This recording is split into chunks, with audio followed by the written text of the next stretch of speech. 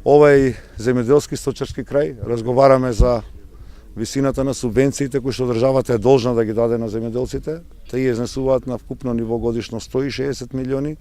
Меѓутоа и за сестраната помош која што владата на Социјалдемократскиот сојуз ќе ја даде особено на младите луѓе кои што се определени да се занимаваат со земјоделие или со сточарство, субвенции во висина од 20% за секој нов хектар, субвенции во висина од 4 до 4,5 денари за високо квалитетно млеко, начин на кој што ќе се дојде до производство на тој високо квалитетно млеко, субвенции значи за набавка на стадото и за храната со кој што ќе се храни стоката за да произведе таков тип на млеко.